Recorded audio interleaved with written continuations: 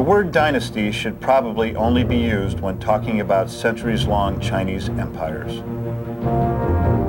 But as the Chicago Bulls began the 1997-98 season, dynasty was the only word that came to mind. With 5 NBA championships in the 90s, the Bulls posed the question, why shouldn't this amazing club win another before the new millennium? Why shouldn't the incomparable Michael Jordan lead his team to an epic height, to a place where only emperors go? It was a last dance, said Coach Jackson, a farewell tour for the dynasty. There was never an empty seat to see the Bulls. Everywhere this group went, the lights came on and the people came out. But through it all, they never flinched. They grew tired at times, and sometimes they looked almost mortal. But at the end, they showed just what they were. Dynasty was the right word.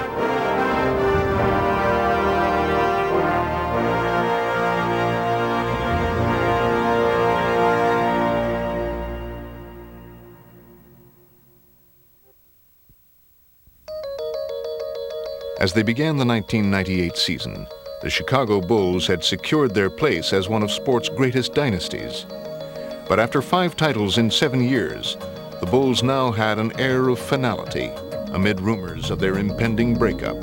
Our first meeting back from the summer, Phil passed out our handbooks for the year, and on the cover there it was, The Last Dance. And to think that this is the last season being together is a pretty heavy thing to think about. But the distraction of their uncertain future would prove far less of a challenge than an early injury to Scottie Pippen. We were dealt with the deficit early on. That was Scottie Pippen being out, so we had to basically, put our boots on and go out there and somehow find a way to survive. The implications of not having him and needing him was quite obvious, and so it was a bitter pill to swallow.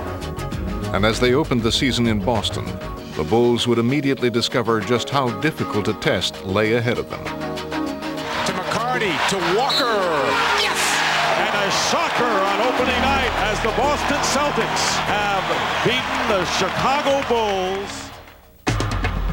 Through the first 15 games, the Bulls had not only lost their invincible aura, they struggled just to keep their record above 500. That's the most uncertain I've seen our team. Our confidence got low. I think it sort of, twisted the team out of whack. Jordan and the Bulls try to tie it in the final seconds. Jordan misses the 3, Smitty the rebound, and the Hawks have won the game. When you're playing other teams, they're salivating now when they see that they have a chance to beat you. Coming to get it, Hawkins with 6, drops it low to Baker with 5. For the game, the shot. He got it with 3 seconds remaining in the game. I remember one particular game in Cleveland where we lost by about 20 points, and Michael was saying in the locker room afterwards that he shouldn't have even come back, and it was ugly. And without an option of Scottie Pippen at 19 points a game, they are struggling to try to find the right combination. Travis Best puts the nail in the coffin. That's a monster win for Indiana. We lost the game in Indiana, and I think the guys realized that this is no fun. We got to get it going. While there were some who questioned Chicago's resolve, Michael Jordan wasn't one of them. Michael, are you resigned to the fact that it's going to be like this for a couple months until Scottie comes back? No. I wouldn't assume that if I were you guys either. As he had done so many times before, Jordan would take it upon himself to carry the Bulls. And this is one of the great challenge takers of all time, and we had a glitch in our game for a while, and he's going to be the first guy to step up to the plate. Kicks it out. Gone. What a play. Michael Jordan. He's starting to come at Michael. Here comes Perry. Michael with elevation. Tony Kukoc for 3. Short. 2 seconds. 1 second. This is to tie.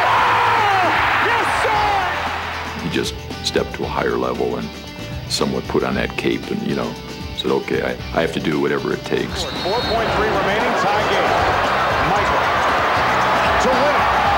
And he does! And he does!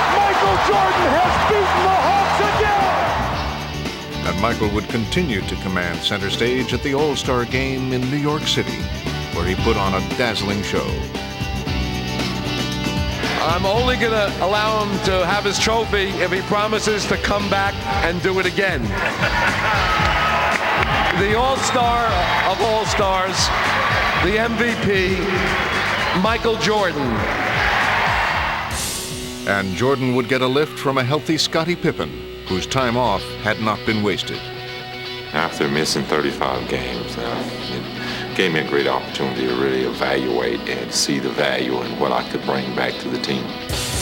What Scottie brought was his vast array of skills, and his comeback instantly galvanized the Bulls. Scottie's return really picked up our spirits, and I think that's one of the reasons we started to play a lot better. Pass for Weber, stolen by Pippen. Scottie Pippen in the passing lane again. You're talking about a guy who's been on the all-defensive team for a number of years and is very proud of the fact that he can shut a guy down. Scottie won't need anybody else. If you have one of your stars that has feelings like that, you know, it'll just trickle down to the rest of the guys. With Pippen as the catalyst, the Bulls' offense roared into high gear as they began to recapture their championship form. Pippen anticipating the pass on a steal. 3-on-3.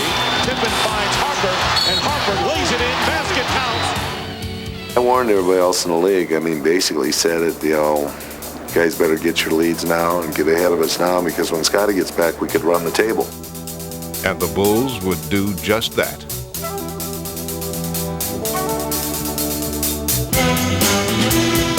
Give and go. Randy Brown to Longley from Kukoc. That is a textbook play by the Bulls. You see the fear in the other team's eyes, and you see that they're beaten sometimes, you know, in the middle of the game. Rodman battling for the rebound, saving it in. And Kerr snatches it out of the air and drills it. And that's winning basketball. We made teams pay their lost price. Blocked by Burrell. Jordan, Kukoc, Harper, 2 and a foul. Now Brown, oh yeah, to Simpkins.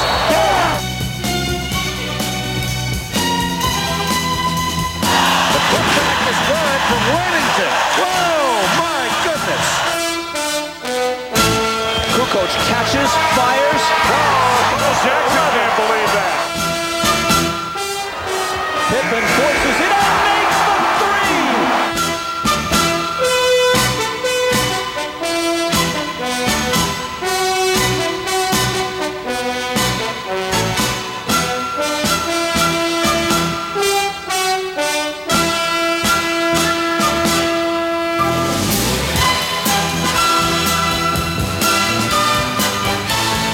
Putting their early season troubles behind them, Chicago steamrolled to a record of 62-20. And as they looked toward the playoffs, the Bulls were confident that they were ready to embark on one more championship run. If this were to be the last dance, they were determined to make it one to remember.